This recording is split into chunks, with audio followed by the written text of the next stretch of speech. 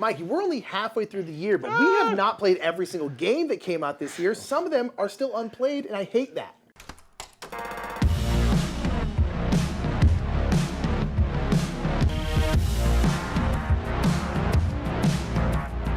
What's up, everybody? I'm Mike. I'm Nick. We are the Brothers Murph. It's time to talk about 10 games that have released this year so far that we haven't had a chance to play yet, but really want to give a go. We've been pretty good. We actually have played a decent amount of the games that come out this year, but there's still a whole bunch that we haven't played, and we really, really want to. So this is going to be our top 10 games that have come out so far this year that we haven't played, but we want to.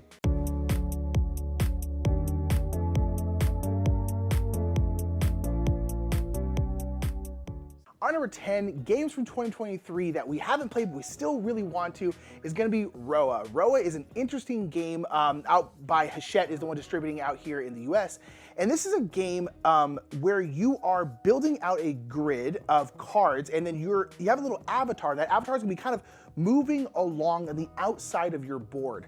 And so every turn you're going to get a new card. You can either choose to discard that card for a certain amount of crystals, or you can put it somewhere into your biome, and you want to be matching different animal types or like kind of plant types to try to get these divine entities. And then you have an avatar that is going to be at the top of a row or a column, basically. And then once you've placed your card, you're then going to activate all the stuff in the row or column where your avatar is. So it's one of those, I really enjoy puzzle games like this, where you're in a restricted space and you have something that's going to activate cards in your rows and columns, and you're trying to essentially get ready for that, where you're like, okay, next turn, this is going to activate over here. So maybe I want to put this card here. I won't get to do anything for it right now, but it will activate next turn. It just looks really, really cool. The game is super simple. We got to see a slight demo of this. I think it was at PAX last year, PAX Unplugged, and it looked really, really cool. And we actually have this game. We just haven't had a chance to get to the table yet, but Rauha seems really, really cool. And I kind of like that, like planning ahead, trying to work out a puzzle within a restricted area. It's kind of a game we really enjoy, so I'm really excited for it.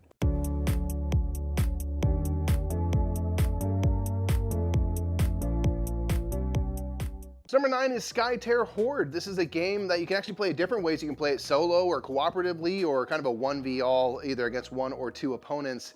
But mostly it's a card dueling game where you are going to play as the Alliance characters who are trying to protect your castle and destroy these portals and eventually welcome an elemental and you know, smite them to win. And you're kind of dealing with this wave of monsters that are coming into these different lanes, but you can combat that by playing cards to those lanes to kind of fight those monsters and stuff like that. A couple things I like about this: I like that you can play it solo, cooperative, or competitive. I really like the fact that you're not, like a lot of card dueling games, you're just going to draw a certain amount of cards every round, yada yada. But here, for the most part, you're only ever going to get to draw cards if you destroy monsters on the other side. So you have to be aggressive, you have to be attacking. And if you want to destroy the portals, you need to clear out those monsters and stuff so that all of the attacks you do can actually go toward that portal and destroy that portal and bring about the elementals and win. So this is one that seems to do some fun twists on card dueling. I like it's a card dueling game that you can play cooperative. Seems really interesting. That is Skytear Horde.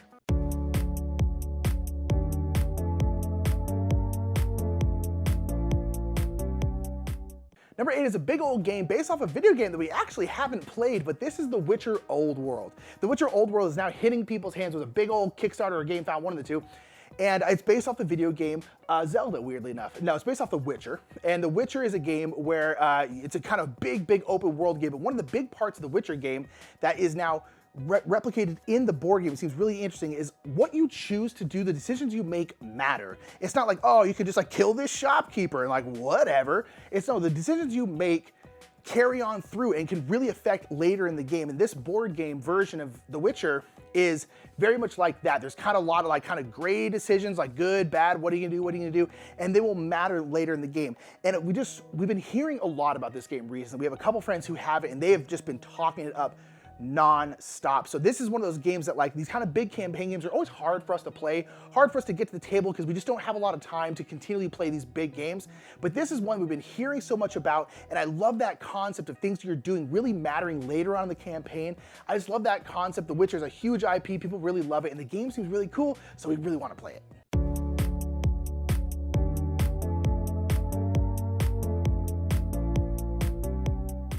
Number 7 is Bamboo. This is from Devir. This is a smaller box, or I guess I'll say a middle-sized box game that seems to pack a lot of punch. It's in the Same kind of series as Bitoku. It's obviously a lot smaller than that, but still has some nice chunky decisions that you make. You're a family and kind of raising toward prosperity and things. And there's a lot of interesting choices in the way that you go about your action selection, and you're collecting bamboo and kind of cycling that through to make use of the different colors and stuff to kind of build up the most kind of prosperous life you can.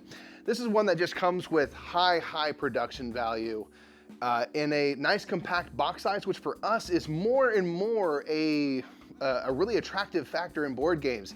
If you have a lot of gameplay and the box is only yay big and therefore doesn't take up a ton of space on the table, count me in. I want to find out more about that. I always think it's a really interesting kind of challenge. See how much can you pack into some gameplay without becoming a super large, physically large game. So that is Bamboo, one that we really want to try.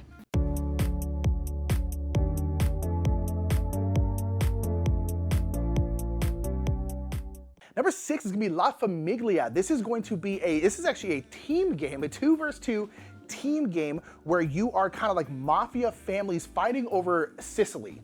And one of the main reasons we want to play this game is a couple different reasons. One, it's made by Spiel and brought over here by Capstone. Spiel makes some of our favorite games of all time. So anything by Spiel, I'm immediately like, hello, what was that? Would you have a game for me? Because I'll play it. And it's brought over by Capstone, who is probably our favorite publisher. And then it has wonderful, beautiful Webers and Santiago art. We absolutely love Webers and Santiago. So those two things alone make me like, cool, yeah, please, I'll take it. But then it's this two versus two, again, team, like kind of mafia game where you are battling and you're fighting over Sicily. And the combat system apparently is quite simple, but very unique and feels very intuitive, but very different at the same time. And I'm kind of like, okay, so we're working, again, also kind of a different game for like Spiel and Capstone, as they tend to be just pure kind of Euro games. And I'm like, okay, so this has got a good publisher, an interesting theme, some bangerang art, and it's got like team play and really innovative combat mechanics and stuff. And I'm like, ooh, all right, La Famiglia, I'm very interested in this game. I don't know how often we get to play it, because we don't get to play like team games that often, but it's intriguing and I just really want to try it. And so La Famiglia is on this list because I'm intrigued by it.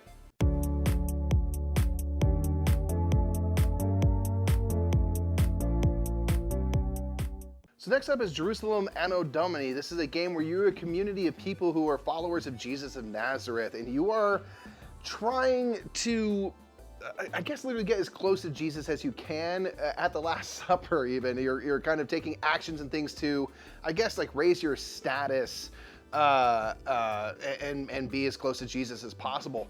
This is one that is a really interesting theme. My brother and I are not particularly religious people, but at least in a historical context, this was a really interesting time in the world. And one is a big Euro game from Devir. It's just one that is purely interesting because I want to like see what this game is. It's card driven in a lot of ways, and I almost can't imagine like, what are you doing in this game? And that has me intrigued to learn more. So I'm just curious about the kind of overall tone and stuff, but so far it looks like a kind of mid-weight Euro that's gonna be right in that happy zone in terms of the types and weights of games that we like to play. And as always, we're intrigued by themes that we haven't really seen. So one that we just wanna learn about.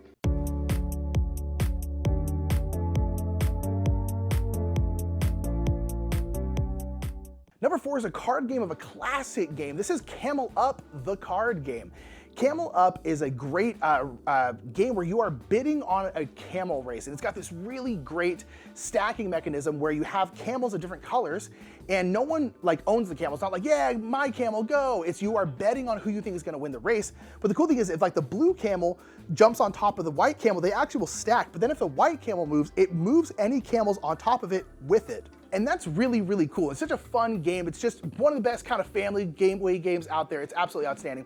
But now there's a card game version of it. The card game version seems to be a lot of Camel Up in there, as you would assume. There's still legs of races, you're still betting, but in this game, it seems like you have a little more like intuition, like you kind of know what's gonna happen a little bit more. You also have a little bit more ability to manipulate the race and manipulate the outcome of the race. And so you can kind of mess with stuff a little bit more. It seems very interesting. But then on top of that, it's Camel Up in a box this big, which means we can take it places, carry it places. And so I'm really, really interested in Camel Up, the card game. We actually have it. It's been on our shelf for a couple weeks now. We just haven't got a chance to play it yet, but we absolutely need to because I like Camel Up a lot, and a Camel Up travel version sounds great.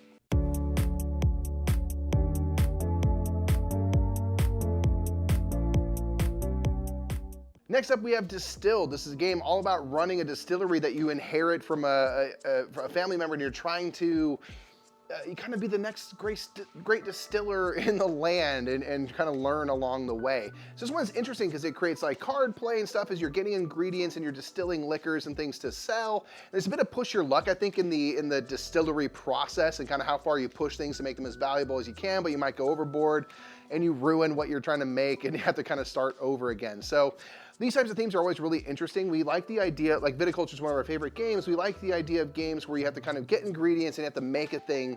There's a kind of a linear logic to those games that always attract us and stuff. So Distilled just seems like an interesting theme. Again, we're theme people here. We just are always pulled in by something we haven't quite seen before.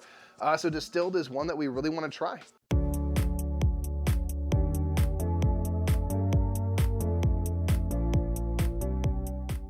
Our number 2 is gonna be Star Wars The Deck Builder. This kind of, boom, kind of like Fantasy Flight does sometimes, where they kind of just drop stuff. You're like, whoa. This is one of those things that kind of happened around the spring or so is when this game dropped, and all of a sudden everyone was playing it. We had never even heard of it. But this is a 2-player deck building game where you're 1 versus 1.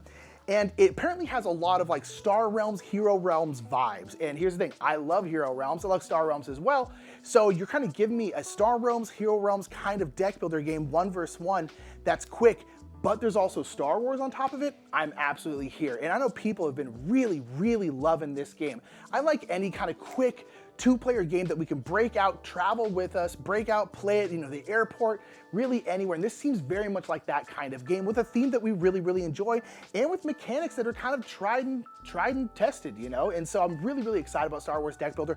Really want to play it. We just haven't had a chance to pick it up. We saw it at a game store and we probably should have bought it then. And we didn't. And now I'm kind of like, why did we buy this? We should have just bought this a long time ago.